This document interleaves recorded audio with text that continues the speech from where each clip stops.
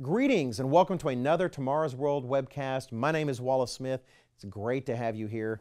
This article from the New York Times jumped out at me, and I've been chomping at the bit to be able to talk about it here on the webcast. The online version appeared on March 29th. The print version appeared March 30th. The title online is "Colleges Spending Millions to Deal with Sexual Misconduct Complaints." Let me set the stage. Essentially, college students sometimes fornicate. They don't always obey the biblical rules for marriage and keep sex within marriage.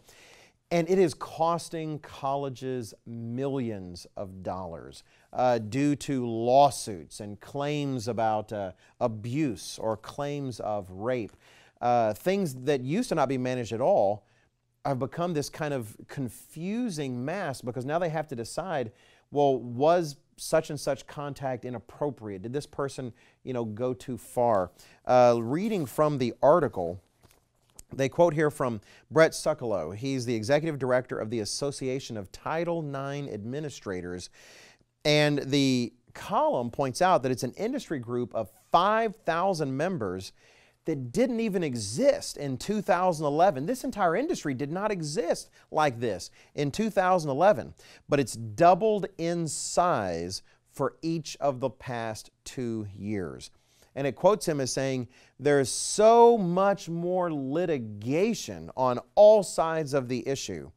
This has very much created a cottage industry that is trying to manage the sexual lives of college students, has created this multi-million-dollar cottage industry where colleges are having to create whole new administrators and whole new bureaucracies and new departments to try to handle all of the difficulties concerning all of this." And to have an interesting report here, again in the article it says, "The growth of these bureaucracies also reflects the difficulties that students, parents, administrators, and faculty members face as they negotiate changing ideas and standards of sexual behavior." And in a report last week, a National Association of Professors said that the Title IX bureaucracy had started to infringe on academic freedom by beginning investigations into faculty members' lectures and essays. That is, it's gone beyond really just the relationship with the students themselves, but even the very content of the professor's instruction is starting to be taken a look at more closely. I thought this was interesting, and I've heard about these sorts of things really for quite some time, but I still find it surprising. They said that some campuses have adopted, quote, affirmative consent rules.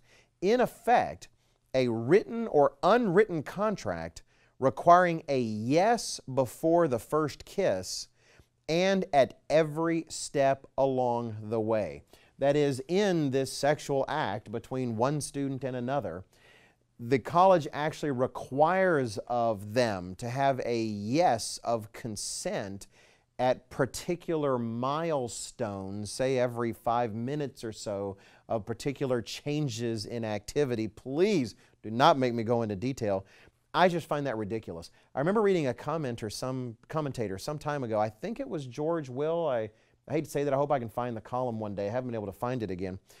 But whoever that commentator was, he had observed such affirmative consent rules being put in place in a college where you have to say yes essentially every few minutes to these very specific questions. And he says apparently these administrators don't know how sexual relationships work because that generally isn't how all that happens. Final comment, I'll just read from this article before I make my comment. It comes from Daniel Levine. He's a student leader at one of the universities. What's the result of all this? He says, you either don't date at all or you're like a married couple.